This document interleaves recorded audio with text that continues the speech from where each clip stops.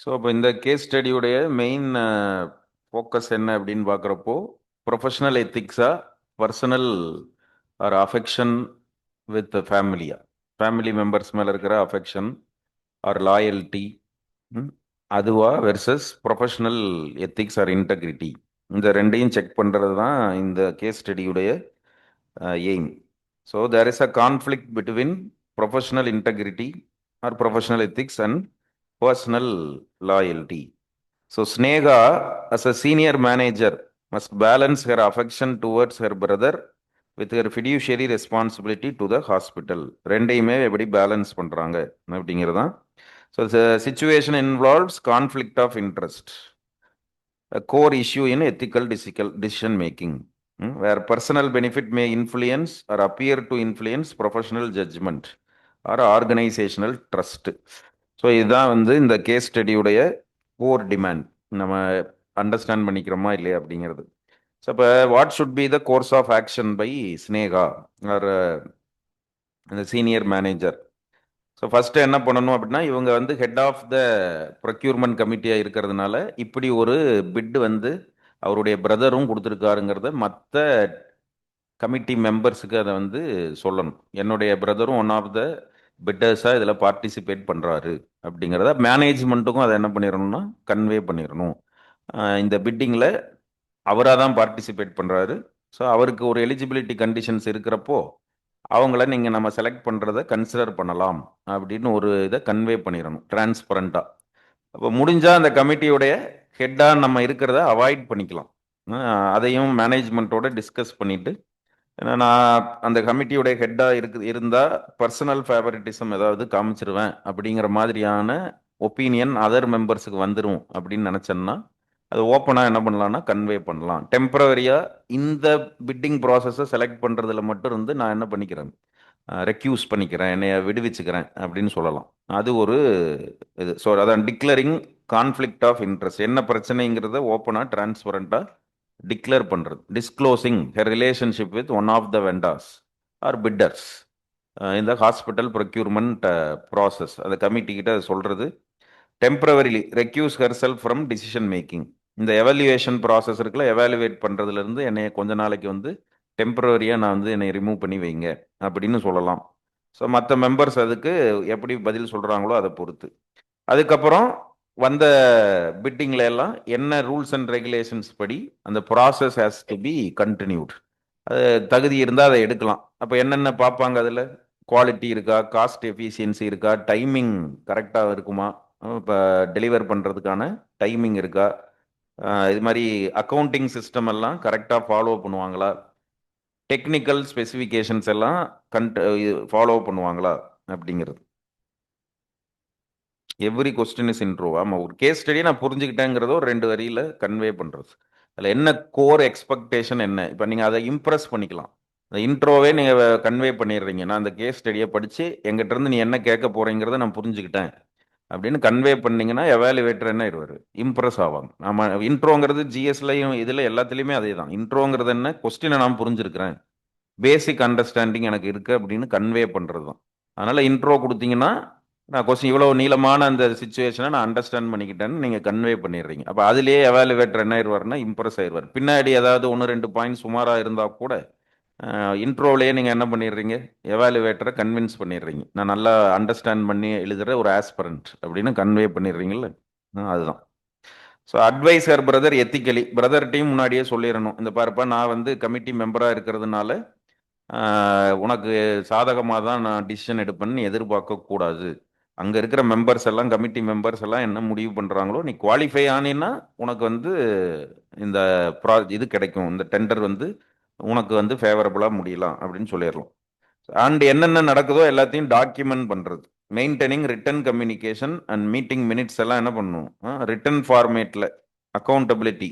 இப்போ நாளைக்கு ஏதாவது அலிகேஷன்ஸ் வந்தால் கூட அதை டிஃபெண்ட் பண்ணுறதுக்கு முன்கூட்டியே என்ன பண்ணிடணும்னா எல்லாத்தையும் ரிட்டன் ஃபார்மேட்டில் இது மாதிரி கமிட்டி மெம்பர்ஸுக்கு கன்வே பண்ணது, மேனேஜ்மெண்ட்டுக்கு கன்வே பண்ணது, இதெல்லாம் என்ன பண்ணிடணும், ரிட்டன் ஃபார்மில் அங்கே ரெஜிஸ்டர் பண்ணிடணும், அக்கௌண்ட் பண்ணிடணும். அப்புறம் மற்றபடி எத்திக்கல் ப்ராக்டிசஸ், ப்ரொக்யூர்மெண்ட் ப்ராக்டிசஸை ஃபாலோ பண்ணுறது. ஸோ ஃபியூச்சரில் இந்த மாதிரி எல்லாம் இருக்கக்கூடாது அப்படின்னா முன்கூட்டியே என்ன பண்ணலாம், இந்த கம்பெனியுடைய மிஷன் விஷன்லாம் வச்சுருப்பாங்கல்ல, அதுலேயே ஒன்று சேர்த்துடலாம். இது மாதிரி உங்களுடைய ரிலேட்டிவ்ஸோ கித்தன் கின்ஸோ யாராவது வெண்டர்ஸாவோ ப்ரொக்யூர்மெண்ட் ப்ராசஸில் உள்ளே வருவாங்கன்னா அதை முன்கூட்டியே மேனேஜ்மெண்ட்டுக்கு ரிட்டர்ன் ஃபார்மில் கன்வே பண்ணிடணும் அப்படிங்கிறத ஒரு ரூலாகவே கூட ஒரு ப்ரெசிடென்ஸாக கொண்டு வரலாம், முன் உதாரணமாக செயல்படலாம். இதெல்லாம் தான் course of action. How would she justify what she chooses to do அப்படிங்கிறப்போ அதில் என்னென்ன எத்திக்கல் விஷயங்கள் வருது, அதான் personal professional integrity and impartiality. So primary application என்ன, அவங்க தான் ஹெட்டாக சீனியர் மேனேஜராக இருக்கிறனால ஆர்கனைசேஷனோட இன்ட்ரெஸ்ட்டை தான் ஃபஸ்ட்டாக வைக்கணும், பர்சனல் இன்ட்ரெஸ்ட்டை ஃபஸ்ட்டாக வைக்கக்கூடாது. கான்ஃப்ளிக்ஸ் வரப்போ எது முக்கியமோ அது ஓரியன்டாக திங்க் பண்ணுறது தான். அந்த பொசிஷனுக்கு நான் என்ன செய்யணுமோ அப்படி செஞ்சப்போ கான்ஃப்ளிக்ஸ் ஆஃப் இன்ட்ரெஸ்ட்லேருந்து வெளியில் வந்துடலாம். இதுவும் முக்கியம்தான். ஆனால் இந்த இடத்துல ஆஸ் அ சீனியர் மேனேஜராக நான் எதுடைய இன்ட்ரெஸ்ட் தான், கம்பெனியோடைய ஆர்கனைசேஷனுடைய இன்ட்ரெஸ்ட்டை பார்க்கறது தான் ethics. So not giving concern about family members. Recusal, ஏன் என்னை விடுவீங்க டெம்பரவரின்னு சொல்கிறேன், அப்போ தான் அதில் ஃபேர்னஸ் இருக்கும், அப்ஜெக்டிவிட்டி எல்லாம் ஃபுல்ஃபில் ஆகும். பப்ளிக் அண்ட் ப்ரைவேட் எத்திக்ஸ் ரெண்டையுமே நான் பேலன்ஸ் பண்ணலாம் அப்படிங்கிறது அதுதான். நான் வந்து ஹெட்டாக இல்லை, டெம்பரவரியிலே என்னை ரிலீவ் பண்ணுங்க அப்படின்னு நான் ஓப்பனாக சொல்கிறப்போவே நாளைக்கு எந்த பிரச்சனையும் வராமல் என்னை நான் அவாய்ட் பண்ணிக்கிறேன். ஆர்கனைசேஷனுக்கும் என்ன பண்ணுறேன், கரெக்டான ப்ரொசீஜரில் ப்ராசஸில் அந்த ப்ரொக்யூர்மெண்ட் நடக்கிறத நான் என்ஷூர் பண்ணிடுறேன். Transparency builds trust. நம்ம திருப்பி திருப்பி அதானே சொல்கிறோம். ட்ரஸ்ட் டெபிசிட் எந்த இடத்துல வருதுன்னா ஒப்பேக்காக இருக்கிற இடத்துல, தெளிவாக இல்லாமல் இருக்கிற இடத்துல தான் ட்ரஸ்ட்டு டெபிசிட் வரும். இப்போ நான் ஓப்பனாக முன்னாடியே டிக்ளேர் பண்ணிடுறேனே இதை தான் அங்கே இருக்கிற விஷயம் அப்படிங்கிறத ஓப்பனாக நம்ம என்ன பண்ணிடுறோம்னா டிக்ளேர் பண்ணிடுறோம். So declaring her conflict aligns with the principle of transparency and accountability. So அதை நான் வந்து அந்த விதத்தில் நான் ஜஸ்டிஃபை பண்ணுறேன் ரெக்யூசல். லீகல் அண்ட் எத்திக்கல் கம்ப்ளைண்ட்ஸுங்கிறது என்ன, though hospital is a private hospital, ethical governance standards require acting in the best interest of the organization. So அப்போ அதனால ப்ரைவேட் ஆர்கனைசேஷன் தான் எஃபிஷியன்சிக்கு தான் இம்பார்ட்டன்ஸ் கொடுப்பாங்க. பட் இருந்தாலும் அதில் என்னுடைய இன்வால்மெண்ட், என்னுடைய ஃபேமிலி இன்வால்மெண்ட் இருக்கிறத நான் முன்கூட்டியே யாருக்கு தெரிவிச்சிடுறேன், ஆர்கனைசேஷனுக்கு கன்வே பண்ணிடுறேன். அவாய்டிங் ரெப்புடேஷனல் ரிஸ்க், அதுதான் இந்த பெர்சீவ்டு நெப்போட்டிசம், ஃபேமிலி மெம்பர்ஸுக்கு ஃபேவரபுளாக செயல்படுறத could damage both Sneha's reputation and the hospital's credibility. So அதனால இந்த ரெக்யூசல் டெம்பரவரிலி ரிலீவ் பண்ணுங்க அப்படின்னு சொல்றத ஜஸ்டிஃபை பண்றோம். Virtue ethics and moral example. So prioritizing honesty and justice, Sneha becomes a role model for ethical behavior, reinforcing the organizational culture of integrity. So இப்போ இதெல்லாம் இந்த விதத்தில் ஜஸ்டிஃபை பண்றோம் அது. But how medical ethics is compromised with vested personal interest அப்படின்னா, vested personal interest இருக்கிறப்போ professional integrity affect ஆகும். Favouring her brother compromises ethical duty of honesty and fairness. Risk to patient welfare, அதை நம்ம முன்னாடியே சொன்னோம்ல, இப்படி நடந்துக்கிறதுனால கடைசியில் இம்பேக்ட் யாருக்கு அப்படின்னா காமன் பீப்புளுக்கு, பேஷண்ட்ஸுக்கு. அதுக்கப்புறம் ஆர்கனைசேஷனுடைய ரெப்புடேஷனும் என்ன ஆயிடுது, அது லாங் ரன்னுக்கு ஸ்பாயில் ஆகும். Erosion of institutional trust R organisational trust, அது ஒரு பிரச்சனை. Unethical procurement damages hospitals reputation, eroding public faith in health care system. It is a violation of justice and social responsibility and violation of professional ethics. Medical council regulations படி transparency, conflict of interest எல்லாம் avoid பண்ணணும். பேஷண்ட்டுடைய கேரை தான் நம்ம முக்கியத்துவம் கொடுக்கணும் அப்படிங்கிறத ensure பண்ணணும். Moral corruption in health governance. So இப்போ இந்த பாயிண்ட்ஸ் எல்லாம் நிறைய கொண்டு வரதுக்கு அதுதான் என்ன யோசிக்க சொல்றாங்க, ஸ்டேக் ஹோல்டர்ஸ் எல்லாம் யாரு அப்படின்னு பாக்குறது. இப்போ இதுல எல்லாம் யாரு stakeholder, Sneha's brother, family, organisation, patients. இப்போ இந்த 5 பேர் ஆங்கிள் யோசிச்சு ஒரு பாயிண்ட் சொல்லுங்க, 5 பாயிண்ட் வந்துடும். நம்பர் ஆஃப் அந்த வேர்ட் லிமிட்டை ஃபுல்ஃபில் பண்றதுக்கு என்ன, அதான் கோர் இஷ்யூ என்ன, எத்திக்கல் டைலமாஸ் என்ன, who are all the stakeholders. Stakeholders பர்ஸ்பெக்டிவ்ல ஒவ்வொரு பாயிண்ட் சொன்னீங்கனாலே 3 to 5 பாயிண்ட்ஸ் ஒவ்வொரு செக்மெண்ட்டுக்கும் கொடுத்துடலாம். அப்போ அந்த வேர்ட் லிமிட்டை ஃபுல்ஃபில் பண்ணிடும். இப்போ திருப்பி திருப்பி சொன்னது மாதிரியே தான் இருக்கும். பட் ஏன் வேற பாயிண்டாக தெரியுது அப்படின்னா வேறவங்களுடைய பர்ஸ்பெக்டிவ்ல சொல்கிறோம். இன்ஸ்டிடியூஷனுடைய பர்ஸ்பெக்டிவ்ல இன்ஸ்டிடியூஷனல் ட்ரஸ்ட் பிரீச் ஆகுது, அது ஒரு பாயிண்ட் ஆயிருதா. ஸ்னேகாவுடைய பர்ஸ்பெக்டிவ்ல பார்க்குறப்போ ஆர்கனைசேஷனுக்கு அவங்க லாயலாக இருக்கணும், அது பிரீச் ஆகாமல் இருக்கிறது அப்படிங்கிறது. பேஷண்ட் பெனிஃபிஷியரியுடைய பெர்ஸ்பெக்டிவ்ல இருந்து பார்க்குறப்போ ஹெல்த் கேர் சிஸ்டம் மேலே இருக்கிற பிலீஃப் அது ஃபுல்ஃபில் பண்ணும். அப்போ இப்போ ஒரே விஷயம்தான், 3 பெர்ஸ்பெக்டிவ்ல இருந்து பார்க்கறதுனால 3 பாயிண்டா என்ன இருக்குது. அந்த அதுதான் இப்போ கேஸ் ஸ்டடீஸில் 3ஆவது பிரிச்சுக்க சொல்றது. அதுதான் கோர் இஷ்யூ. என்ன எத்திக்கல் டைலமாஸ் இருக்கு, என்ன ஆப்ஷன்ஸ்னு கேட்டாங்கன்னா ஸ்டேக் ஹோல்டர் பெர்ஸ்பெக்டிவ்ல யோசிச்சோம்னா ஒரே இதை 3 விதமா 3 வெக்காபுலரியில மாத்தி எழுத போறோம். So violation of professional ethics, moral corruption in health. இப்போ இன்னொரு ஸ்டேக் ஹோல்டரா யாரையும் பார்த்துக்கலாம், கவர்மெண்ட்டை கூட ஒரு ஸ்டேக் ஹோல்டரா வச்சுக்கலாம். கவர்மெண்ட் பெர்ஸ்பெக்டிவ்ல, பேஷண்ட் பெர்ஸ்பெக்டிவ்ல, இன்ஸ்டிடியூஷனுடைய பெர்ஸ்பெக்டிவ்ல, ஃபேமிலி பெர்ஸ்பெக்டிவ்ல, சீனியர் மேனேஜர் பெர்ஸ்பெக்டிவ்ல, இப்போ அந்த 5 ஆங்கிள் 4 ஆங்கிள் யோசிச்சிங்கன்னா என்ன மாதிரியான எத்திக்கல் இஷ்யூஸை எப்படி நீங்க கன்ஃபரான் பண்ணி ஓவர் கம் பண்ணுவீங்க, அதுக்கு நீங்க பாயிண்ட் சஃபிஷியண்டா வந்துருமா. அதுதான் இங்க. ஸோ வேர்ட் லிமிட்டுக்கு எப்படி எழுதுறதுன்னா, ஸ்டேக் ஹோல்டர்ஸ் பெர்ஸ்பெக்டிவ்ல யோசிச்சிங்கன்னா ஒவ்வொரு கொஸ்டினுக்கும் 3 to 5 பாயிண்ட்ஸ், 3 to 5 பாயிண்ட்ஸ் தாராளமாக வந்துடும். ஸோ எத்திக்கல் லீடர்ஷிப் இன் health care demands professional duty super seeding personal attachment. So அதவே கன்க்ளூஷன்லையும் திருப்பி அதவே என்ன பண்ணுறீங்க, சம் அப் பண்ணி கன்க்ளூட் பண்ணுறீங்க. By recusing herself. Structured answer தான் இதுதான் ஸ்ட்ரக்சர். அந்த கொஸ்டின்லேயே ஸ்ட்ரக்சர் இருக்கு. நீங்களாவே ஸ்ட்ரக்சரை உருவாக்கணும்னு அங்கே எதுவுமே சொல்லலை. இந்த கொஸ்டினே ஸ்ட்ரக்சர்டு ஃபார்மேட்டில் தானே வந்துடுது பாருங்க. அதே தான் structure. What should be Sneha's course of action. இப்போ என்ன பண்ணணும், அப்போ சீனியர் மேனேஜருங்கிற பர்ஸ்பெக்டிவ்ல யார் யார் இதில் யோசிக்கணும், family perspective, organisation perspective, medical standards உடைய பர்ஸ்பெக்டிவ், மூணுக்கும் பதில் சொல்ற மாதிரி. ஆர்கனைசேஷனுக்கு நான் என்ன பதில் சொல்லணும், ஓப்பனா டிரான்ஸ்பரண்டா டிக்ளேர் பண்றது. பிரதருக்கு நான் என்ன பண்ணணும், அவனுக்கு நான் இது சொல்லி நான் வந்து டீம் ஹெட்டாக இருக்கிறனால உனக்கு எந்த ஃபேவரட்டிசமும் காமிக்க மாட்டேன் அப்படிங்கிறது. அப்புறம் இதில் பேஷண்ட்டுடைய பெர்ஸ்பெக்டிவ்ல நம்ம என்ன சொல்கிறோம், இந்த ஆர்கனைசேஷனில் ரூல்ஸ் அண்ட் ரெகுலேஷன்ஸ் படி தான் எல்லாமே நடக்குது அப்படின்னு சொல்கிறோமா. ஸோ அப்போ அதுதான் கோர்ஸ் ஆஃப் ஆக்ஷன். ஒரு 3 பாயிண்ட்ஸ் வந்துடுது. ஸோ அதனால வேர்ட் லிமிட்டை வந்து ஃபுல்ஃபில் பண்ணுறதும் இல்லை. இப்போ ஃபர்ஸ்ட் நம்ம என்ன பண்ணுறோம், கேஸ் ஸ்டடியை புரிஞ்சுக்கிறோம் நம்ம லாங்குவேஜில். அப்போ இதுதான் அதில் இருக்கிற இஷ்யூ. அதுக்கு விரிச்சு நம்ம எக்ஸ்பேண்ட் பண்ணி எழுதணும் அப்படின்னா ஸ்டேக் ஹோல்டர்ஸ் உடைய பெர்ஸ்பெக்டிவ், ஒவ்வொருத்தருடைய பெர்ஸ்பெக்டிவ்ல யோசிச்சோம்னா 3 to 5 points, 3 to 5 points R heading, sub headings அப்படிங்கிறது கொடுத்துடலாம். ஸோ நெக்ஸ்ட் கேஸ் ஸ்டடி பார்த்தீங்கன்னா,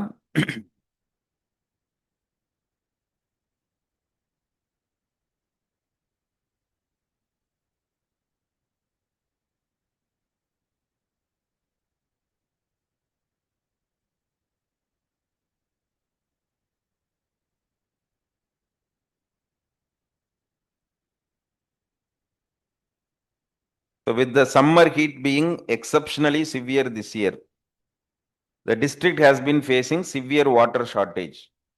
சம்மர் டைம் நெருங்கிட்டு இருக்குது, ஒரு டிஸ்ட்ரிக்ட்ல சிவியர் வாட்டர் ஷார்டேஜ் கிரைசிஸ் இருக்கு. The district collector has been mobilizing his subordinate officials to conserve the remaining water reserves for preventing the district from plunging into acute drinking water crisis. Along with an awareness campaign for conserving water, strict measures have been taken for stopping the over-exploitation of groundwater. Vigilance teams have been deployed to tour the villages and find the farmers who are drawing water from deep borewells or from river reservoir for irrigation. The farmers are agitated by such action. A delegation of farmers meets district collector with their issues and complaints that while they are not being allowed to irrigate their crops, big industries located near the river are drawing huge amounts of water through deep borewells for their industrial processes. The farmers allege that their administration is anti-farmer and corrupt, being bribed by the industry. So the district needs to placate the farmers as they are threatening to go on prolonged protest. At the same time, district collector has to deal with the water crisis. The industry cannot be closed, as this would result in a large number of workers being unemployed. So water crisis இருக்கு, ஃபார்மர்ஸை water drop பண்ணுறதை regulate பண்ணுறாங்க, அது ஃபார்மர்ஸ்க்கு பிடிக்க மாட்டேங்குது. So farmers அதை எப்படி justify பண்ணுறாங்க, பெரிய பெரிய இந்த கோலா மாதிரியான கம்பெனிஸ் எல்லாம் வாட்டர் எடுக்கிறத நீங்கள் ரெகுலேட் பண்ண மாட்டேங்கிறீங்க, நாங்கள் லைவ்லிஹுட்டுக்காக தண்ணி எடுக்கிறத நீங்கள் வந்து அப்போஸ் பண்ணுறீங்க, அப்போ நீங்கள் அவங்கக்கிட்ட பணம் வாங்கிக்கிறீங்க, பிக் கம்பெனிஸ்க்கு ஆதரவாக செயல்படுறீங்க அப்படின்னு சொல்கிறாங்க. இப்போ ஆஸ் அ டிஸ்ட்ரிக்ட் கலெக்டர் நீங்கள் என்ன பண்ணுவீங்க? இதான் சிச்சுவேஷன். இப்போ தடுக்காம விட்டா சம்மர்ல வந்து என்ன ஆக போகுது, சிவியர் வாட்டர் ஷார்ட்டேஜ் வரப்போகுது. இப்போ இதுக்காக கம்பெனிஸ் எல்லாம் தண்ணி எடுக்காதீங்கன்னு நம்ம பேன் பண்ண முடியாது, ஃபார்மர்ஸையும் எடுக்காதீங்கன்னு நம்ம சொல்ல முடியாது. அப்போ இதுக்கு ஒன்லி இதன் பேலன்ஸ்டான ஆன்சர்னா எல்லாரையுமே ரெகுலேட் பண்றது. அந்த மாதிரி தான் டிஸ்கஸ் ஆல் ஆப்ஷன்ஸ். அப்போ இதுல உங்களுக்கு ஓப்பன் எண்டட் கொஸ்டினா கொடுத்துட்றாங்க. ஆல் ஆப்ஷன் நீங்க எப்படி வேணாலும் திங்க் பண்ணுங்க. Available to the district collector as a district magistrate. What suitable actions, இப்போ அமாங் தெம் இந்த ஆப்ஷன்ஸ்ல எது சூட்டபிளான ஆப்ஷனா இருக்கும், can be taken in view of mutually compatible interest of the stakeholders. What are the potential administrative and ethical dilemmas for the district collector. இது சிம்பிளான case study தான், எப்பவுமே கன்வென்ஷனல் பேட்டர்ன்ல தான் இருக்கு. அப்ப என்னென்ன ஆப்ஷன்ஸ் இருக்கு? Completely banning of extraction of water by all. யாருமே எடுக்கக்கூடாது, ஃபார்மர் எடுக்கக்கூடாது, கம்பெனிஸும் எடுக்கக்கூடாது அப்படின்னு சொல்றது. ஆர் கம்பெனிஸை அலோவ் பண்ணிட்டு ஃபார்மர்ஸை மட்டும் என்ன பண்றது, அவங்கள வந்து டிக்டேட் பண்ணி ரெகுலேட் பண்றது. ஆர் கம்பெனிஸை டெம்பரரிலி ஒரு 2 months என்ன பண்ணாது, வாட்டர் கிரைசிஸ் முடிகிற வரைக்கும் வாட்டர் யூசேஜை, வாட்டர் எக்ஸ்ட்ராக்ஷனை லிமிட் பண்ணுங்க அப்படின்னு சொல்லி அவங்கள கன்வின்ஸ் பண்றது. ஆர் எல்லாரையும் கண்டுக்காம விட்டுறது, ஓப்பனா எப்பவும் போலவே இருங்க அப்படின்னு சொல்றது. ஓவர் யூஸ் வாட்டர் யூஸ் பண்றவங்கள மட்டும் ரெகுலேட் பண்றது. இந்த மாதிரியான ஆப்ஷன்ஸ் இருக்கா? வேற என்ன ஆப்ஷன்ஸ் இருக்கு? What are all the available options as a district collector? So vigilance டீமை இன்னும் கூட ஸ்ட்ரென்தன் பண்றது, ரெகுலராக அவங்கள இன்ஸ்பெக்ட் பண்ண அனுப்புறது, யாரெல்லாம் பிரீச் பண்றாங்களோ அவங்க மேல ஆக்ஷன் எடுக்கிறது, டிஸ்கிரிமினேட் பண்ணாம எல்லாரையும், ஃபார்மர்ஸா இருந்தாலும் சரி, இண்டஸ்ட்ரீஸா இருந்தாலும் சரி. Suitable action can, what are the suitable actions can be taken in view of mutually compatible இன்ட்ரெஸ்ட்னா, ஃபார்மர்ஸையும் நம்ம தண்ணி எடுக்க தான் அலோவ் பண்ணி ஆகணும், இண்டஸ்ட்ரீஸையும், பட் ஒரு ரெகுலேட்டட் மேனர்ல. கோட்டா ஃபிக்ஸ் பண்ணலாம், டைமிங் ஃபிக்ஸ் பண்ணலாம், கோட்டா ஃபிக்ஸ் பண்ணலாம். இது மாதிரி ரெகுலேட் பண்றது ரெண்டு பேரையுமே, ஃபார்மர்ஸ் கம்யூனிட்டியும் நம்ம பேலன்ஸ் பண்ணி ஆகணும், இண்டஸ்ட்ரீஸையும். இப்போ ஆவரேஜா இண்டஸ்ட்ரீஸ் ஒரு நாளைக்கு எவ்வளவு வாட்டர் எக்ஸ்ட்ராக்ட் பண்றாங்கன்னு ஒரு டேட்டா வேணும் நமக்கு, ஃபார்மர்ஸ்க்கு எவ்வளவு வேணும் அப்படின்னு ஒரு டேட்டா வேணும். அதை வச்சு முடிஞ்ச அளவுக்கு அதை என்ன பண்ணி பார்க்கணும், ரெகுலேட் பண்ணி ரெண்டு பேருமே யூஸ் பண்றதுக்கு அலோவ் பண்றது தான் சூட்டபிள் ஆக்ஷனா இருக்கும். இல்லாட்டி கவர்மெண்ட் கிட்ட சொல்லி ஆல்டர்னேட்டிவ் ஆப்ஷன்ஸ் எல்லாம் ரெடி பண்ணி வைக்கிறது. ரிசர்வாயர் சீக்கிரம் தீர்ந்து போயிடும். அப்போ பக்கத்து டிஸ்ட்ரிக்ட்ல இருந்தோ பக்கத்து ஸ்டேட்ஸ்ல இருந்தோ ஏதாவது வந்து அப்படி ஒரு சுச்சுவேஷன் வந்தா, இப்போ ரெண்டு பேரை யூஸ் பண்றதையும் கம்ப்ளீட்டா பேன்லாம் பண்ண முடியாது.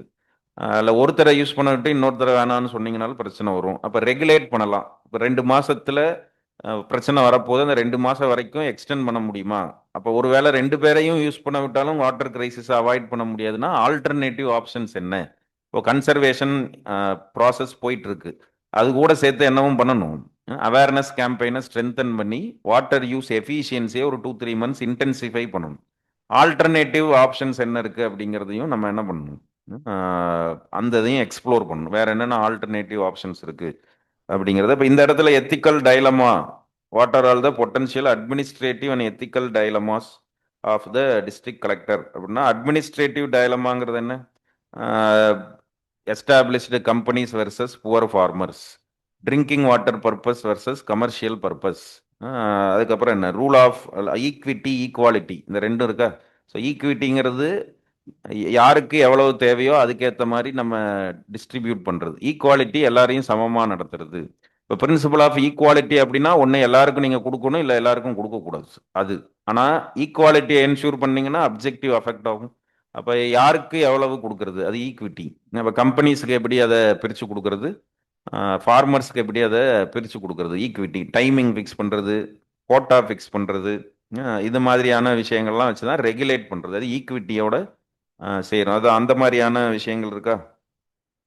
வேற என்ன எத்திக்கல் டைலமாஸுங்கிறது அதுதான். வாட்டர் கன்சர்வேஷன், அப்போ என்விரான்மெண்ட் பெர்ஸ்பெக்டிவ்லையும் பார்க்கணும், கமர்ஷியல் பெர்ஸ்பெக்டிவையும் பார்க்கணும், ஹவுஸ் ஹோல்ட் பெர்ஸ்பெக்டிவையும் பார்க்கணும். ஸோ இதெல்லாம் அதில் இருக்கிற டைலமாஸ். ஸோ இதுக்கு ஆன்சர் ட்ரை பண்ணுங்க. இது கன்வென்ஷனல் பேட்டர்னில் தான் இருக்குது, ஒன்றும் புதுசாக யுனிக்கான மெத்தடில் ஒன்றும் ஆன்சர் எழுத சொல்லலை. ஃபஸ்ட்டு ஏ வந்து ஓப்பன் எண்டட், 4-5 மனசில் தோன்ற எல்லா ஆப்ஷனையும் நீங்கள் என்ன பண்ணிக்கலாம், 1 2 3 4 5 அப்படின்னு எழுதிக்கலாம். ஸோ அமாங் தம் ஒன்னோ ரெண்டோ ஆப்ஷனை எடுக்கிறது, செலக்ட் பண்ணுறது, சூட்டபிள் ஆக்ஷன்ஸ். அப்புறம் என்ன டைலமாஸ், அப்போ இதுலேயும் அதான் ஸ்டேக் ஹோல்டர்ஸ் யாரெல்லாம், district administration, farmers, industries, environment, government, இதெல்லாம் ஒரு 5 ஸ்டேக் ஹோல்டர்ஸ் வந்துடுறாங்க இதில். இன்ட்ரா ஜென்ரேஷன் அதையும் கூட சேர்த்துக்கலாம். ஃபியூச்சர், ஆனால் இந்த இடத்துல ரொம்ப நாள் திங்க் பண்ணணும் இல்லை, 2-3 மந்த்ஸுக்கு அப்புறம் இருக்கிற சுச்சுவேஷன் அது ஒரு ஸ்டேக் ஹோல்டர். 2-3 மந்த்ஸுக்கு அப்புறம் இருக்கிற வாட்டர் கிரைசிஸை ஃபேஸ் பண்ண போகிற மார்க்கெட் ஆர் சொசைட்டி இருக்குல்ல, அது ஒரு ஸ்டேக் ஹோல்டர். அப்போ நம்ம என்ன பண்ணி ஆகணும், இந்த 2-3 மந்த்ஸுக்கு அப்புறம் இருக்கிற டிமாண்டுக்கும் நம்ம பதில் சொல்லி ஆகணும்.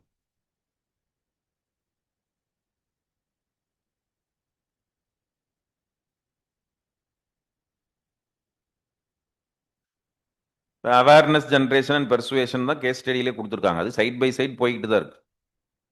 கேஸ் ஸ்டடியிலே கொடுத்துருக்காங்களா? ஏற்கனவே ஒரு டீம் வந்து சபார்டினேட் அஃபீஷியல்ஸ் டீமை அவர் யூஸ் பண்ணிக்கிட்டு தான் இருக்கார், district collector, along with an awareness campaign for conserving water. Strict measures have been taken for stopping over exploitation of ground water.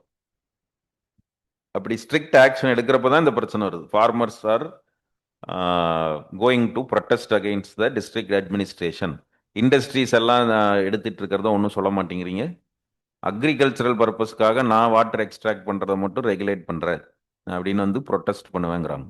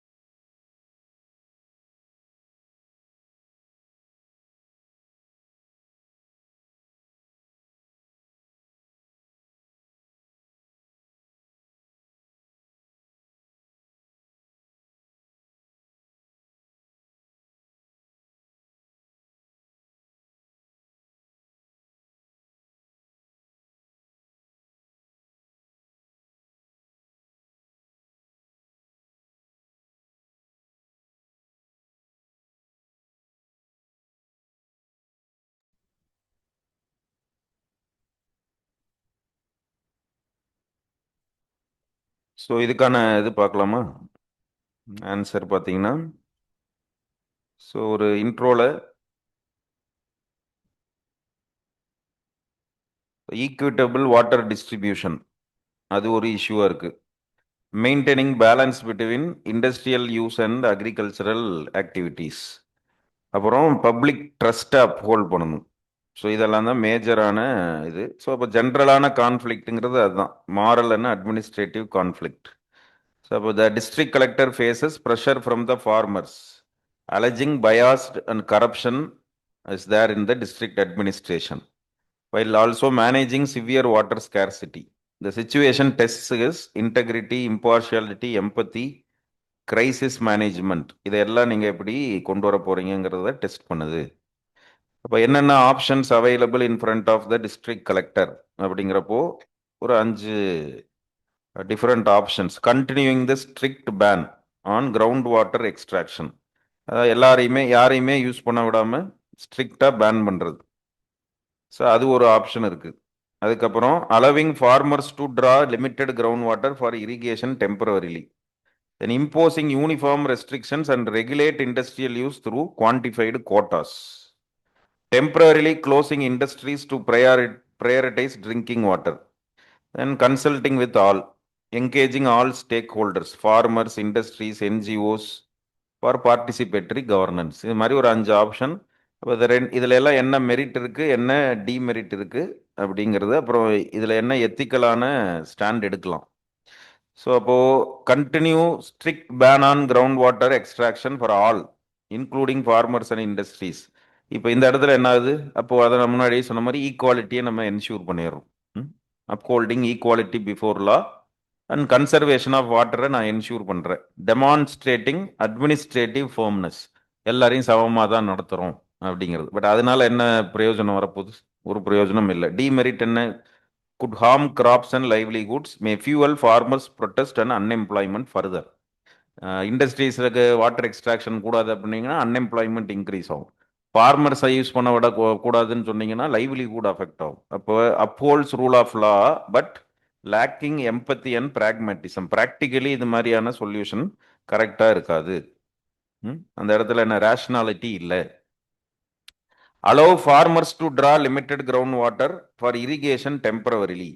இதில் என்ன மெரிட் இருக்குது? இட் அட்ரஸஸ் ஃபார்மர்ஸ் பிளைட், அவங்களுடைய துயரத்தை அது தொடச்சிரும். Preventing crop failure, public goodwill increase ஆகும். But இந்த இடத்துல பிரச்சனை என்ன ஆகும்?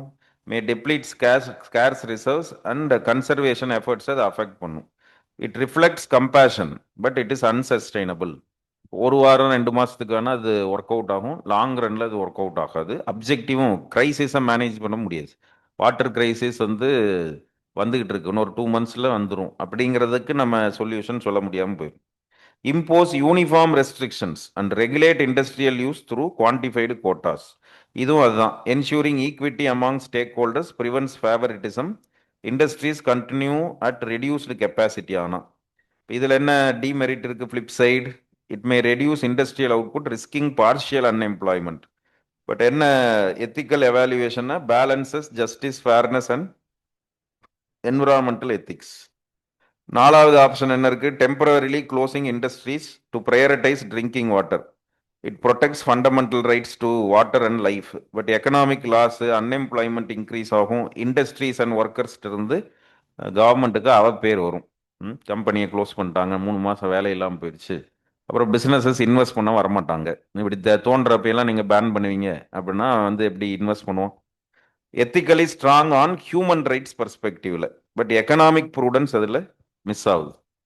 என்கேஜிங் ஆல் ஸ்டேக் ஹோல்டர்ஸ், எல்லாத்துக்கூடையும் கலந்து பேசுறது. It creates shared ownership and reduces conflict, promotes transparency and trust.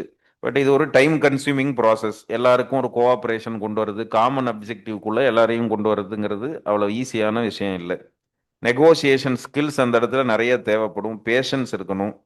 But இது என்ன பண்ணுது? It embodies democratic ethics and Gandhian consensus building. அந்த விதத்தில் இது ஒரு அட்வான்டேஜான ஒரு ஆப்ஷனாக இருக்குது. Initiate enquiry into corruption allegations and ensure transparency. அப்போ இது என்ன ஆகுது, it upholds integrity and public confidence, trust அது கிரியேட் பண்ணும். பட் அது லாங் ப்ராசஸ். நீங்கள் என்கொயரி கமிட்டி எல்லாம் வச்சு அது ஃபைண்ட் அவுட் பண்ணி அது மேலே எப்படி நீங்கள் ஆக்ஷன் எடுத்து கேஸ் ஃபைல் பண்ணுவீங்களா, கோர்ட்டுக்கு போவீங்களா, இது மாதிரி ஏகப்பட்ட அது கன்க்ளூஷன் வராது. மேபி இனிஷியலாக ஒரு கமிட்டி கமிஷன் போட்டிங்க அப்படின்னா ஜஸ்ட் அது ஒரு கண் துடைப்பு மாதிரி, அது அப்போதைக்கு டைவெர்ட் பண்ணுறதுக்கு வேணால் அது ஹெல்ப் பண்ணும், நான் விசாரிக்கிறேன் அப்படிங்கிறது. பட் அதுக்கு கன்க்ளூஷன் வருமா, தண்டனை கொடுக்கறதோ, கரப்ட் அஃபீஷியல்ஸ் யாருன்னு ஐடென்டிஃபை பண்ணி அவங்கள சஸ்பெண்ட் பண்ணுறதோ, இதெல்லாம் உடனே நடக்குமா? அது நடக்காது. இது demonstrate moral courage and accountability. So இப்போ இதுவும் one of the options in front of a collector. இதெல்லாம் ஆப்ஷன்ஸ் இருக்கு. So what are the suitable actions can be taken in view of mutually compatible interest of stake holders அப்படிங்கிறப்போ அதுதான் imposing water use quotas for industries and farmers based on criticality and sustainability. அது ஒரு data எடுத்துக்கிட்டு எந்த farmers ரொம்ப வல்னரபுளாக இருக்காங்க, எந்த ஏரியாவுக்குள்ள இப்போதைக்கு தண்ணி இல்லாட்டி கிராப் ஃபெயிலியர் வந்துருமோ, அது மாதிரி ப்ரையரடைஸ் பண்ணுறது, ரேஷனிங்னு சொல்லுவாங்கல்ல, குவான்டிட்டி ஃபிக்ஸ் பண்ணி அலோவ் பண்ணுறது போத் இண்டஸ்ட்ரீஸ் அண்ட் லைவ்லிஹுட் பர்பஸஸ்க்கு. Ensuring equal monitoring by vigilance and citizens committee to dispel allegations and bias. அப்புறம் promoting participatory governance, farmers representatives, industrial association, NGOs இவங்களெல்லாம் உட்கார வச்சு பேசி joint decision making and joint ஷேரிங்க்கு அவங்கள உள்ள கொண்டு வர்றது. It encouraging local panchayats to participate in water conservation drives and crop planning. Prioritising drinking water security. இப்போ reserve available portable water sources exclusively for human and livestock consumption. Temporary rationing, இந்த வேர்டே வந்துச்சு பாருங்க. Adopt temporary rationing mechanisms for urban and rural households. Then introduce water efficient agricultural practices, அதாவது drip irrigation, sprinkler irrigation, short duration drought resistant crops இதெல்லாம் promote பண்ணுறது. Mobilising agri universities for technical assistance. Mandating industry responsibility, recycle பண்ணணும் கம்ப்ளீட்டாக.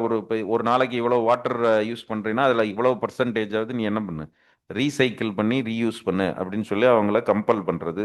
CSR இனிஷியேட்டிவ்ஸ்க்கு கீழே invest பண்ணுங்க, water harvesting இன்ஃப்ராஸ்ட்ரக்சரில் invest பண்ணுங்கன்னா அவங்கள compel பண்ணலாம். அப்புறம் டிரான்ஸ்பரன்சி அண்ட் கம்யூனிகேஷன் முக்கியம். டேட்டா ஆன் வாட்டர் அலோகேஷன், அதை பப்ளிக்லி ஓப்பனாக டேட்டாவை ரிலீஸ் பண்ணுறது. பெரும்பாலான இடங்கள்ல இதுதான் நடக்காது. அந்த டிரான்ஸ்பரன்சி இல்லாததுனால தான் டவுட்ஸு, ட்ரஸ்ட் வந்து என்ன ஆகுதுன்னா பிரீச் ஆகுது. Publicly releasing data on water allocation, consumption and conservation efforts to counter misinformation and corruption charges.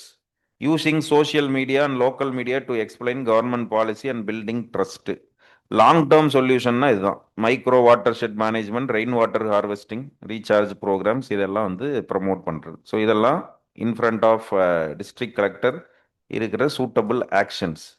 But what are the potential administrative and ethical dilemmas? நம்ம முன்னாடி சொன்ன மாதிரி ஈக்விட்டி வெர்சஸ் யூட்டிலிட்டி. வாட்டர் ஆக்சஸையும் நம்ம தடுக்க முடியாது, அதை ப்ரொடக்டிவாக யூஸ் பண்ணுறதை நீங்கள் என்ஷூர் பண்ண வேண்டியதாக இருக்கும். Law versus compassion, ground water ரெஸ்ட்ரிக்ஷன்ஸை இம்போஸ் பண்ணுறது நல்லது டெக்னிக்கல் ஆஸ்பெக்டில். பட் கம்பேஷனுங்கிற ஆஸ்பெக்டில் பார்த்தீங்கன்னா யாரையும் பேன் பண்ணி யூஸ் பண்ணாமல் கம்ப்ளீட் ரெஸ்ட்ரிக்ஷன்ஸ் எல்லாம் இம்போஸ் பண்ண முடியாது. இதில் தான் நம்ம என்ன ஆயிடுது, ஒரு ஜெர்னலிஸ்டிக் பர்ஸ்பெக்டிவ்ல திங்க் பண்ண வேண்டிய கான்செப்ட் வந்துருக்கு. Law versus compassion.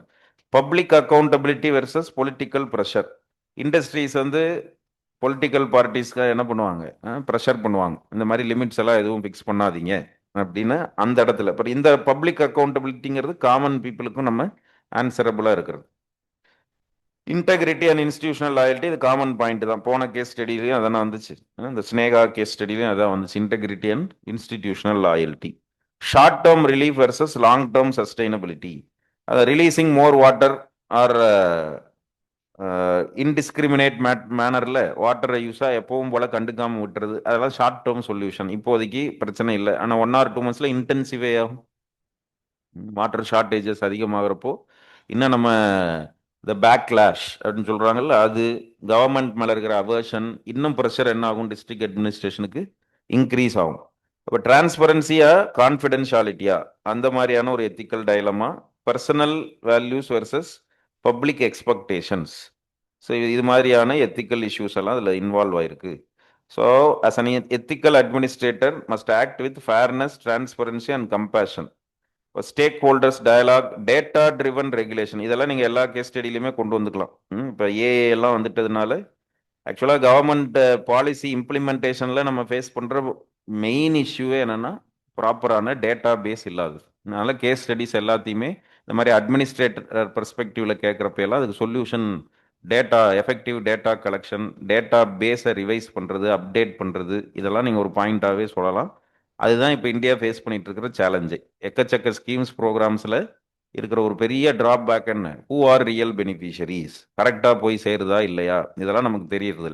அப்போ அதனால நீங்கள் எந்த கேஸ் ஸ்டடீஸில் இந்த மாதிரி அட்மினிஸ்ட்ரேட்டிவ் ரிலேட்டடான கேஸ் ஸ்டடியாக இருந்தாலும் டேட்டாஸ், இன்னைக்கு அதுதான் டேட்டா தானே உலகத்தையே ரூல் பண்ணிட்டு இருக்கு.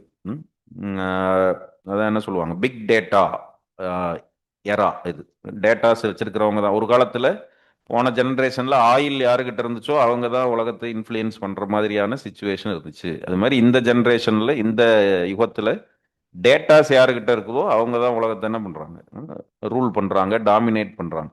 அப்போ அதனால் நீங்கள் அந்த data driven policy making, policy இம்ப்ளிமெண்டேஷனுங்கிறது ஒரு ஸ்டாண்டர்ட் பாயிண்டாகவே அந்த எல்லா இடத்துலையும் கொண்டு வரலாம். Public accountability, reinforcing trust in governance, true ethical governance, balancing both law with humanity. So ensuring that every drop of water serves both life and livelihood. இது மாதிரியான ஒரு கன்க்ளூஷனை கொடுத்துடணும். ஸோ நெக்ஸ்ட் கேஸ் ஸ்டடி பார்த்தீங்கன்னா,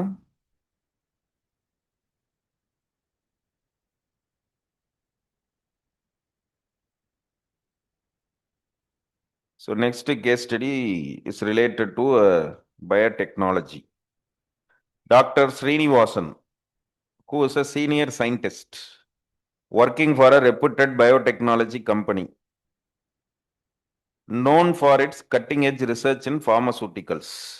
Dr. Srinivasan is heading a research team working on new drug aimed at treating a rapidly spreading variant of new viral infectious disease. The disease has been rapidly spreading across the world, and the cases reported in the country are increasing. There is a huge pressure on Dr. Srinivasan's team to expedite the trials for the drug, as there is a significant market for it, and the company wants to get the first mover advantage in the market. During a team meeting, some senior team members suggest some shortcut for expediting the clinical trials for the drug and for getting the requisite approvals. These include manipulating data to exclude some negative outcomes and selectively reporting positive results, foregoing the process of informed consent, and using compounds already patented by a rivalry company rather than developing one's own components. So Dr. Srinivasan is not comfortable taking such shortcuts. At the same time, he realizes meeting the targets is impossible without using these means. So what would you do in such situation? Examine your options and consequences in the light of the ethical questions involved.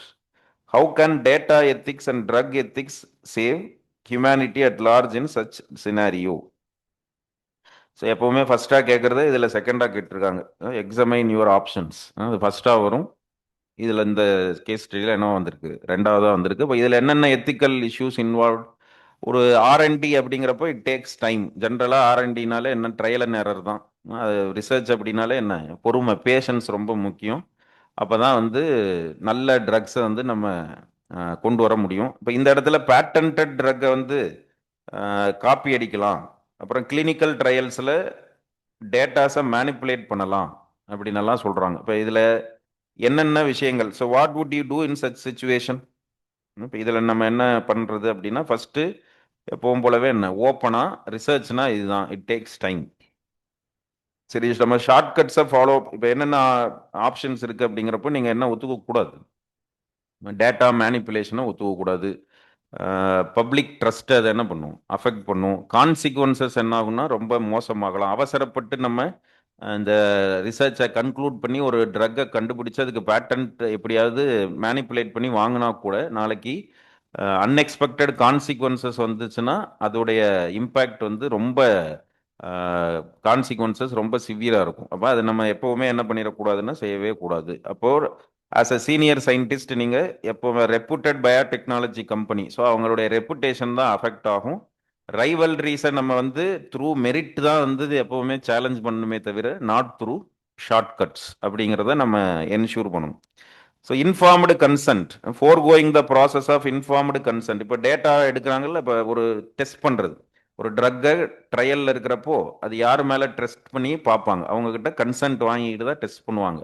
அதை manipulate பண்ண சொல்கிறாங்க. அதாவது negative outcomes எல்லாம் வராத மாதிரி எல்லாமே positive அவுட்கம்ஸாக தான் இருக்குது அப்படின்னு எக்ஸ்பெரிமெண்ட்டில் கண்டுபிடிச்சதா சொல்லி பேட்டன்ட் ஃபைல் பண்ணலாம் அப்படின்னு அந்த டீமில் டிஸ்கஸ் பண்ணுறாங்க. அப்போ இன்ஃபார்ம்டு கன்சென்ட்டுங்கிறது ரொம்ப முக்கியம்.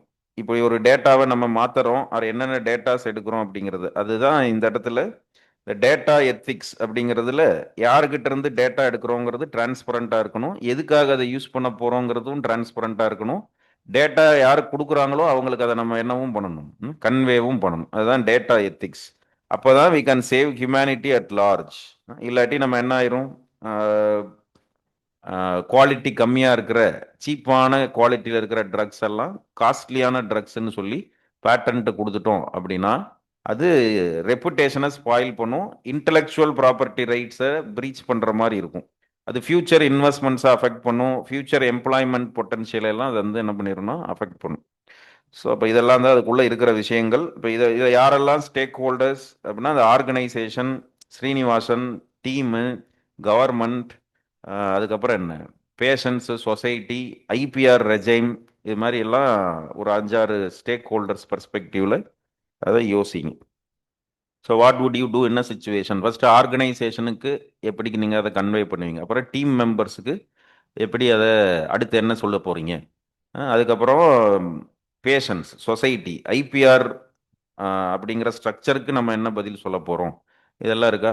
இப்போ ஐபிஆர் ஸ்ட்ரக்சரை நம்ம ரெஸ்பெக்ட் பண்ணணும், ப்ரீச் பண்ணக்கூடாது. ஒரு பேட்டன்ட் ட்ரக் ரைவல்ரியோட இதாக இருந்தால் கூட அதை நம்ம மேனிப்புலேட் பண்ணியோ ரிவர்ஸ் இன்ஜினியரிங் பண்ணுறதோ செய்யக்கூடாது. அப்போ நம்ம பேட்டன்ட் வாங்கினதை நாளைக்கு நான் மற்றவங்க என்ன பண்ணுவான், இதே மாதிரி மேனிப்புலேட் பண்ணான்னா. அப்போ இந்த மாதிரியான விஷயங்கள் எல்லாம் எப்படி கன்வே பண்ணுவீங்க? இப்போ என்னென்ன ஆப்ஷன்ஸ் இருக்குது, options and consequences open ended. Team சொல்கிற மாதிரி கேட்கலாம், இல்லை டீம் சொல்கிறதுக்கு அகெயின்ஸ்டாக போகலாம், ஆர் செலக்டிவாக ஒன்று ரெண்டு இதை மட்டும் மேனிப்புலேட் பண்ணி இப்போதைக்கு பேட்டன்ட் வாங்கிக்கலாம். இந்த பேட்டன்ட் வாங்காதது லேட் ஆனாலும் பரவாயில்ல, ஆனால் டிரான்ஸ்பரண்ட்டாக இருக்கிறது, எக்ஸ்பிடைட் பண்ணுறதுக்கான மோட்டிவேஷனை கொடுக்கறது. இந்த மாதிரியான ஆப்ஷன்ஸ் எல்லாம் என்ன இருக்குன்னு பாருங்க. சரி, எழுதுங்க, ட்ரை பண்ணுங்க.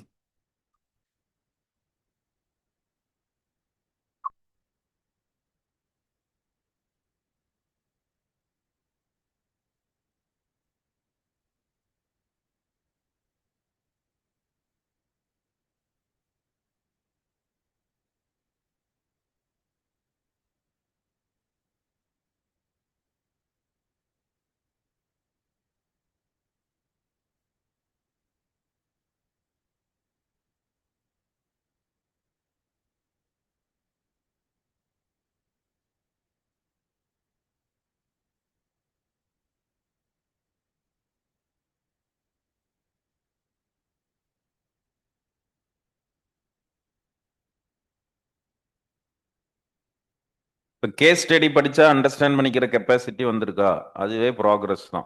அது பாருங்கள், நீங்கள் இப்போ ஒரு ஒரு 2-3 வீக்ஸுக்கு முன்னாடி இருந்தவங்களுக்கும் இப்போ கேஸ் ஸ்டடிஸை திருப்பி திருப்பி படிக்கிறப்போ அது எப்படி படிக்கணும், அப்சர்வ் பண்ண முடிஞ்சுக்கா, கன்சீவ் பண்ணிக்கிற எபிலிட்டி வந்துருச்சான்லாம் பாருங்கள். இதுதான் உங்களுக்கு சிசேட்லேயும் ஹெல்ப் பண்ணும். காம்ப்ரஹென்ஷன்ஸை ரீட் பண்ணுறப்போ இதே ஆஸ்பெக்டில் தான் ரீட் பண்ணும். ஒன்ஸ் ரீட் பண்ணாலே, இப்போ நம்ம அதை ரீரீட் எல்லாம் பண்ணவே இல்லை, எப்போவுமே பண்ணுறது இல்லை. ஒரு வாட்டி படித்தாலே அதில் என்ன சொல்ல வராங்க அப்படிங்கிறத அட்டன்டிவாக அண்டர்லைன் பண்ணி கீவேர்ட்ஸை ரவுண்ட் பண்ணிக்கிட்டிங்கன்னா இதுதான் சுச்சுவேஷன். காம்ப்ரஹென்ஷன்ஸுக்கும் இதே தான்.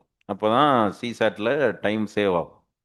ஸோ நிறைய பேர் சிசேட்டில் ஃபேஸ் பண்ணுற பிரச்சனைனா டைம் பத்தலை அப்படிங்கிறாங்க. ஆனால் ரீட் பண்ணுறப்பவே அதை அண்டர்ஸ்டாண்ட் பண்ணிக்கிற, கன்சீவ் பண்ணிக்கிற கெப்பாசிட்டியை இன்க்ரீஸ் பண்ணும்.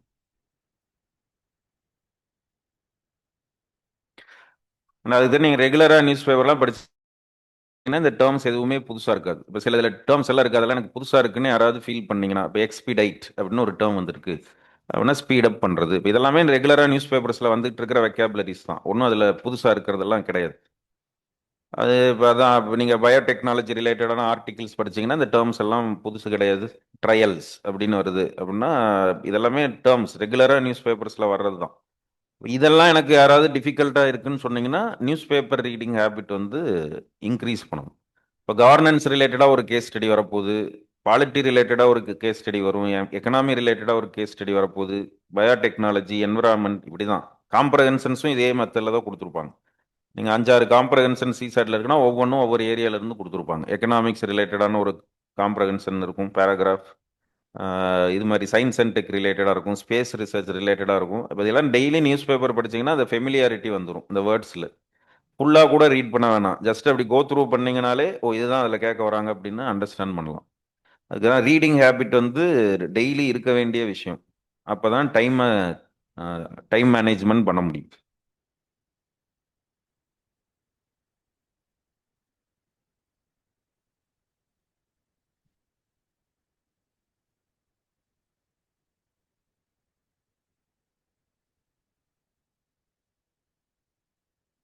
ஸோ நானும் இங்கே வந்து உங்களோட ஃபர்ஸ்ட் ஃப்ரெஷ்ஷாக இப்போ தான் ரீட் பண்ணுறேன். இதுக்கு முன்னாடி நான் ரீட் பண்ணுறது இல்லை. ஏன்னா நான் ரீட் பண்ணிட்டு வந்துட்டேன்னா அது ஒரு ஆர்டிஃபிஷியல் ஆன்சராக மாறின்னு நான் என்ன பண்ணுறது இல்லை, ரீட் பண்ணுறது இல்லை. இங்கே வந்து இப்போ உங்கள் முன்னாடி தான் நான் அதை ரீட் பண்ணுறேன். இந்த கொஸ்டின் பேப்பரை இதுக்கு முன்னாடி நான் பார்க்குறதும் இல்லை, ரீட் பண்ணுறதும் இல்லை. இங்கே வந்து தான் ரீட் பண்ணுறேன். அப்போ தான் அது நேச்சுரலாக இருக்கும் அப்படிங்கிறதுக்காக.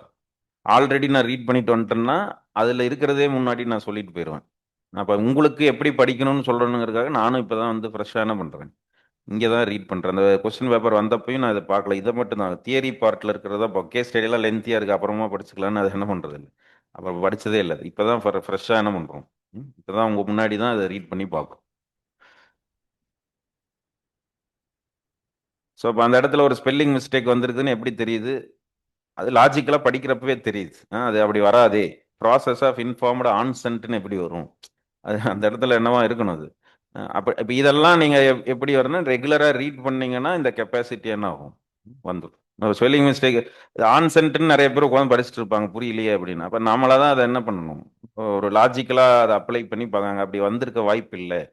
இந்த இது எதை பற்றி பேசுது, ஐபிஆர் பற்றி ஏதோ பேசிட்டு இருக்காங்க. அப்போ அந்த இடத்துல கன்சென்ட்னு வர்றது தான் கரெக்டாக இருக்கும். ஈவன் யூபிஎஸ்சி பேப்பரில் கூட சம்டைம்ஸ் என்ன வந்துடலாம், இந்த மாதிரி அதாவது பிரிண்டிங் மிஸ்டேக் ஸ்பெல்லிங் மிஸ்டேக்லாம் இருக்கலாம். இப்போ நாம தான் அதில் என்ன பண்ணிக்கணும்னா என்ன சொல்ல வராங்க அப்படிங்கிறத நாம தான் அண்டர்ஸ்டாண்ட் பண்ணிக்கணும். ம்.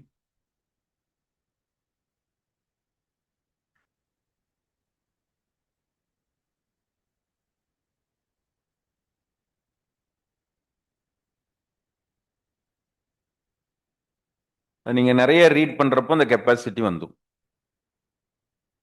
எதுக்காக அந்த கொஸ்டின் கொடுத்துருக்காங்க, ஏன் இந்த வேர்டை யூஸ் பண்றாங்கிறது படிக்கிறப்பவே நீங்க என்ன பண்ணிக்கலாம். இப்போ ஒரு கிட்டத்தட்ட ஒரு இன்வெஸ்டிகேட்டிவ் ஆஃபீஸர் மாதிரி தான். இப்போ போலீஸ் எல்லாம் இருக்காங்களா, 100 பேர் நடந்து வந்தாலும் அதில் யாரு கிரிமினல் அப்படிங்கிறத அவங்களுடைய பாடி லாங்குவேஜ் வச்சு ஜஸ்ட் என்ன கிளான்ஸ் என்ன பண்ணிடுவாங்கன்னா சொல்லிடுவாங்க. அது பை எக்ஸ்பீரியன்ஸில் வர்றது.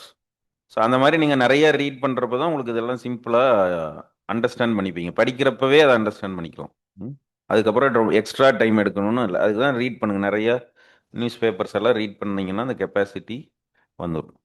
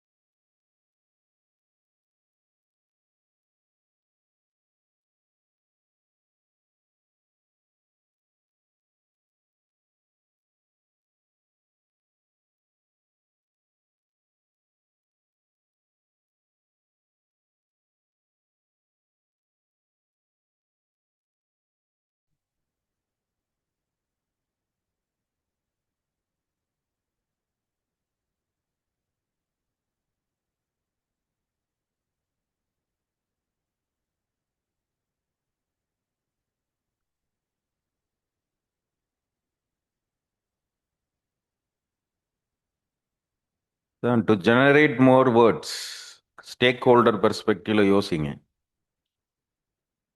ஒவ்வொன்றையும் ஒரு 2-3 லைன்ஸ் ஒவ்வொரு ஸ்டேக் ஹோல்டர் பெர்ஸ்பெக்டிவ்ல யோசிச்சிங்கன்னா வேர்ட் லிமிட் வந்துடும்.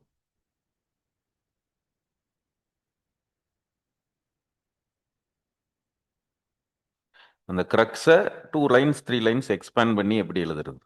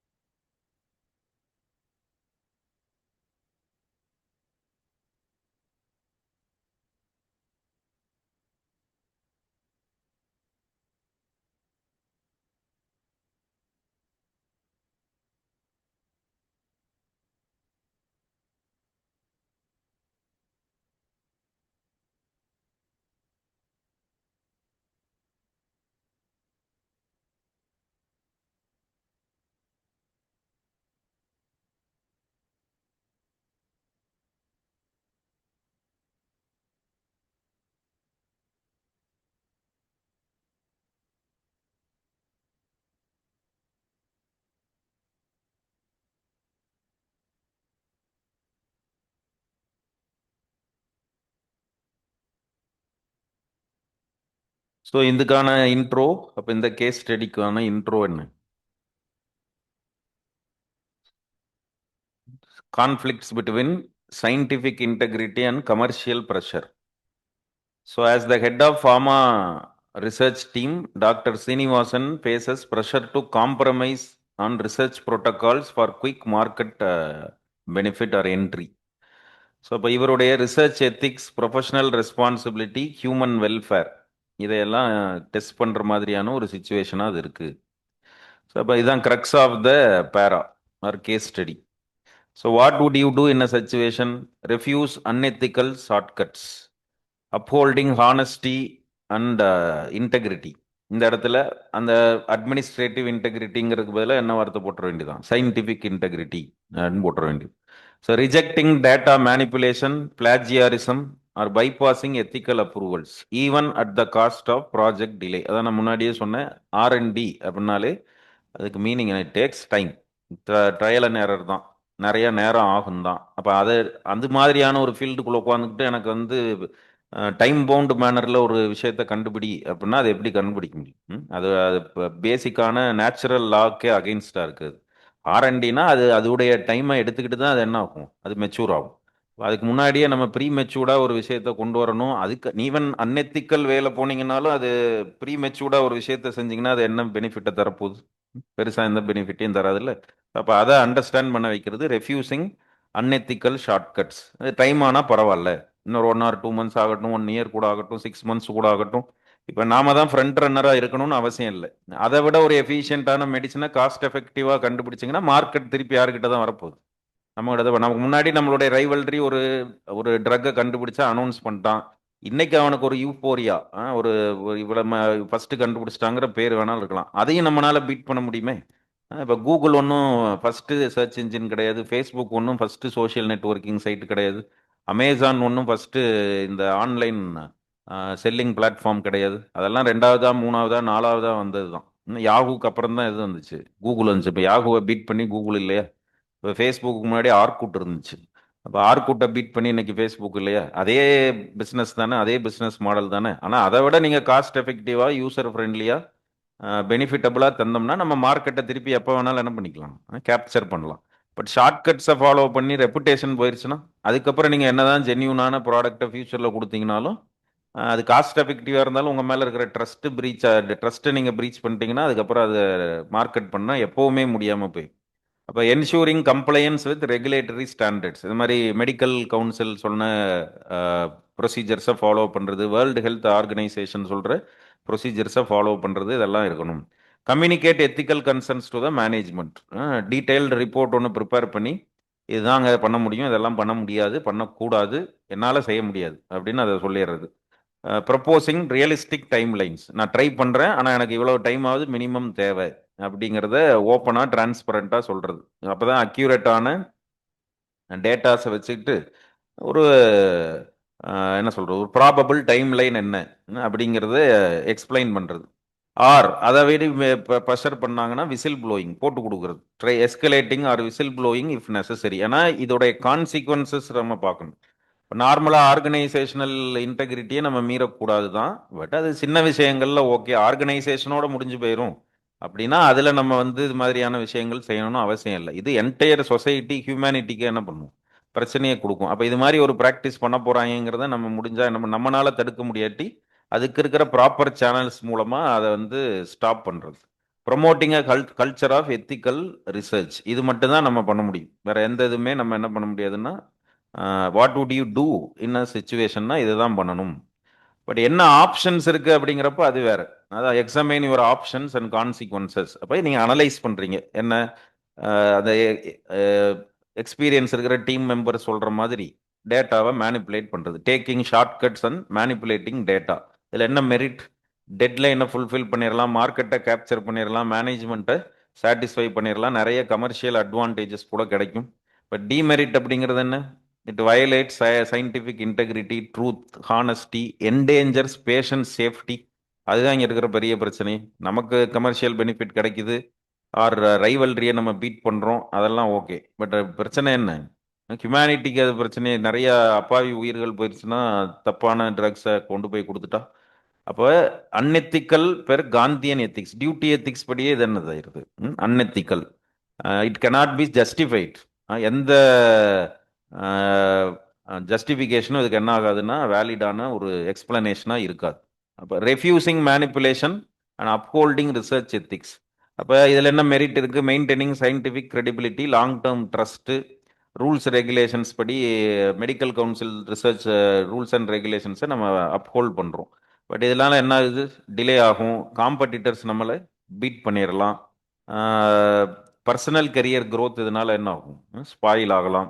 பட் என்ன எவாலுவேஷன், எத்திக்கல் எவாலுவேஷன்னா it is a sound practice, deontological duty ethics, acting rightly despite pressure, builds lasting respect and professional integrity. இன்னைக்கு மேபி ஷார்ட் ரன் நமக்கு ப்ரொஃபஷனலி growth இல்லாமல் கூட போகலாம். பட் லாங் ரன்ல அதுக்கான கிரெடிட் நம்மளை எப்படி இருந்தாலும் நம்ம ரிசீவ் பண்ணிடுவோம். நெகோசியேட்டிங் மிடில் கிரவுண்ட், ரெண்டையுமே பேலன்ஸ் பண்ற மாதிரினா என்ன அர்த்தம், அர்ஜென்சிக்கு ஏற்ற மாதிரி டைம் லைனை ஃபிக்ஸ் பண்ணி கொஞ்சம் ரிசர்ச்சை ஸ்பீட் அப் பண்றது, அதுக்கான டெக்னிக்கல் அசிஸ்டன்ஸ் எல்லாம் ரிசீவ் பண்ணிக்கிறது, ரெகுலேட்டரி மெக்கானிசத்தையும் அதுக்கேற்ற மாதிரி வேற ஏதாவது ஸ்பீட் அப் பண்ணி ப்ராசஸ் ப்ரொசீஜர்ஸ் இருக்கா அப்படின்னு செக் பண்றது. அப்போ ஆனால் இதுக்கு என்ன ஆகும், இன்னும் நிறைய காஸ்ட் இன்கர் பண்ண வேண்டியதாக இருக்கும், கோஆர்டினேஷனை இன்னும் அதிகப்படுத்த வேண்டியதாக இருக்கும், இன்னும் ஸ்குருட்டினிட்டி அவுட்கம்ஸ் எல்லாம் நம்ம என்ன பண்ணணும், எஃபிஷியண்டாக ஃபாலோ பண்ண வேண்டியதாக இருக்கும். Utilitarian ethics, achieving greatest good without harming safety, morally and scientifically sustainable அப்படின்னு சொல்கிறோம். Or reporting unethical practices, public இன்ட்ரெஸ்ட்ல, இந்த ஸ்டேக் ஹோல்டர் இன்ட்ரெஸ்ட், இது இப்போ யார் ஆங்கிளில் பார்க்குறோம், பப்ளிக் இன்ட்ரெஸ்ட்ல இந்த மாதிரி மேனிப்புலேட் பண்ணுறது, ஸ்பீடப் பண்ணுறது எல்லாமே என்ன ஆகும், டேஞ்சர் தான். அப்போ அதை போட்டு கொடுக்குறது, டெமான்ஸ்ட்ரேட்ஸ் மாரல் கரேஜ். பட் இதனால் என்ன ஆகும், மேனேஜ்மெண்ட் ரிட்டாலியேட் மெஷர்ஸ் எடுப்பாங்க, நம்ம நேமையே அதுலையாவது ஸ்பாயில் பண்ண முடியுமான்னு பார்க்கலாம், வேற எங்கேயோ நமக்கு சம்மந்தம் இல்லாத ஏதாவது கேசஸில் நம்மளை மாட்ட வைக்கலாம், அது மூலமாக நம்ம நிறைய பிரச்சனைகளை எதிர்கொள்ள வேண்டியிருக்கும். But virtue ethics, value based எத்திக்ஸை நம்ம என்ன பண்ணிட்டோம், என்ஷூர் பண்ணுறோம் அப்படிங்கிறத ஃபுல்ஃபில் பண்ணும். அப்போ இது லாஸ்ட் கொஸ்டின் பார்த்தீங்கன்னா இது ஜெனரிக் கொஸ்டின் மாதிரி எடுத்துக்கலாம். How can data ethics and drug ethics have humanity at large, integrity of data protects human life, accurate data ensure safety and efficacy of medicines. இப்போ நிறைய ஸ்கேண்டில்லாம் அதுதான் வருது. அந்த வயாக்ஸ் ஸ்கேண்டில் அப்படின்னு ஒன்று 2004 நடந்திருக்கு.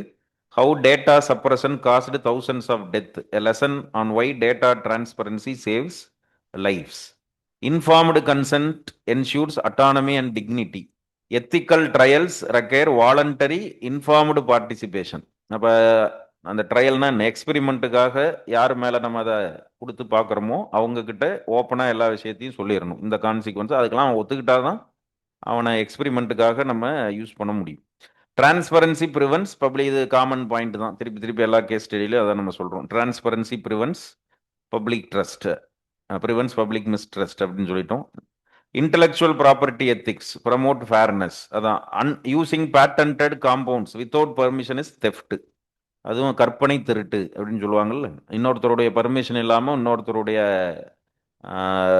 பேட்டன்டட் ப்ராடக்டை நம்ம காப்பி அடிக்கிறதும் it amounts to stealing from others. upholding intellectual property rights, encouraging innovation and justice in the scientific community, accountability in research governance. Data ethics ensures every research action is traceable and auditable. அப்போ corporate மேனிப்புலேஷனை அது prevent பண்ணுது. Sustainability of science and public trust. Long term இனோவேஷனுக்கு rule படி நடக்கிறது, ரெப்புடேஷனை காப்பாற்றுறது முக்கியம். அப்போ தான் இன்னும் நிறைய இன்வெஸ்ட்மெண்ட்ஸ் வரும், இனோவேஷனை நம்ம என்கரேஜ் பண்ணுற மாதிரி இருக்கும். ஷார்ட்கட் மெத்தட்ஸ், இன்னைக்கு ஏதோ ஒரு பிரச்சனைக்காக நம்ம ஒரு ட்ரக்கை கண்டுபிடிச்சிட்டோம், மார்க்கெட் பண்ணிட்டோம், லாபம் பார்த்துட்டோம் அப்படிங்கிறதோட போயிடும். பட் நாளைக்கு அது ப்ரூவ் ஆச்சு அப்படின்னா இந்த ஆர்என்டிங்கிற டொமைன் மேலே, ஃபார்மசூட்டிக்கல் இண்டஸ்ட்ரி மேலேயே என்ன ஆயிடும், ஒரு களங்கம் வந்துடுமா. அதை நம்ம சால்வே பண்ண முடியாமல் போயிடும். அப்புறம் அட் அ லார்ஜ் பார்த்தீங்கன்னா ஹியூமனிட்டியை நம்ம என்ன பண்ணிடுறோம்னா டேஞ்சருக்குள்ளே கொண்டு வந்து நிறுத்திடுறோம். ஸோ இப்போ இதெல்லாம் தான் இந்த data ethics and drug ethics மூலமாக ஹியூமனிட்டியை நம்ம எப்படி சேவ் பண்ணுறோம் அப்படிங்கிறது. So integrity becomes the real vaccine against moral decay. So அந்த மாதிரி அதை ஏதோ கன்க்ளூட் பண்ணியிருக்காங்க, ஒரு கேட்சியான ஒரு சேயிங் வச்சு. முடிஞ்சால் கன்க்ளூட் பண்ணலாம், இல்லாட்டி அது மாதிரி தேவையில்லை, ரொம்ப ஆர்டிஃபிஷியலாக இருக்குன்னா விட்டுறோம். சரி, இப்போ இந்த 2024 கொஸ்டின் நம்ம 25 பார்த்தோம், 24 பார்த்துருக்குறோம். இன்னும் ஒரு கொஸ்டின் ஆனால் நாளைக்கு நாளானிக்கும் 23 கொஸ்டின் வந்து நம்ம டிஸ்கஸ் பண்ணுவோம். பெஸ்ட் ஆப்ஷன் எதுன்னு கேட்கலையே, அப்படி கொஸ்டினில் வரல. இல்லை, என்னென்ன ஆப்ஷன்ஸ் இருக்குன்னு சொல்லுன்னு தான் சொன்னாங்க. அமாங் தம் எது பெஸ்ட் ஆப்ஷன் கேள்வியில கேட்கல. அப்புறம் நாமளா ஏன் நம்மளை சொல்யூஷன் அங்கே சொல்லவே சொல்லலை. அப்போ அதுக்கு ஏன் ஆன்சர் பண்ணிக்கிட்டு, இதெல்லாம் நமக்கு முன்னாடி இன்ஃப்ரண்ட் ஆஃப் அஸ் இருக்கிறது என்னன்னு தான் கேட்டிருக்காங்க. அப்படி ஒரு கொஸ்டின் கேட்டிருந்தா அப்போ என்ன ஆப்ஷனை சூஸ் பண்ணுறது அப்படின்னா அதுக்கு தான் ஃபர்ஸ்டே கேட்டுட்டாங்க. இந்த ஏ இருக்குல்ல, செக்ஷன் ஏ தான் நீ என்ன பண்ணுவேன்னு கேட்டாங்க. இதுதான் பெஸ்ட் ஆப்ஷன், இதுதான் பெஸ்ட் அப்படிங்கிறத முன்னாடியே கேட்டாங்க. அதனால ரெண்டாவது கொஸ்டின்ல எது பெஸ்ட்னு திருப்பி கேட்கல. ஜஸ்ட் ஆக்சுவலாக ஸ்ட்ரக்சர் படி பார்த்தீங்கன்னா ரெண்டாவது ஃபர்ஸ்ட் கேட்டுட்டு ஏவை ரெண்டாவது கேட்கணும். கன்வென்ஷன்லாம் முன்னாடி இருக்கிறதெல்லாம் அப்படி கேட்டிருக்காங்க. இதில் எடுத்தோன்னே என்ன கேட்டாங்க, ஏன்னா இதில் கிரக்ஸ் ஆஃப் த சிச்சுவேஷன் என்னன்னா ஹியூமனிட்டி இன் டேஞ்சர், அதை தான் நம்ம பார்க்கணும். அதனால எதையுமே ஒத்துக்கக்கூடாது. வேலை போனாலும் பரவாயில்ல, நமக்கு ரிட்டாலியேஷன் மெஷர்ஸில் பிரச்சனை வந்தாலும் பரவாயில்ல அப்படிங்கிறது. அது எந்தெந்த குரூப்லேன்னு போட்டு விட்ருவாங்க, இந்த கீயை அதில் அப்லோட் பண்ணிடுவாங்க. கீ வந்து இப்போ அதான் டிஸ்கஷன் முடிஞ்சிட்டதுனால அதை அப்லோட் பண்ணிடுவாங்க. சரி, நாளைக்கு வேற 23 பார்ப்போம். தேங்க்யூ.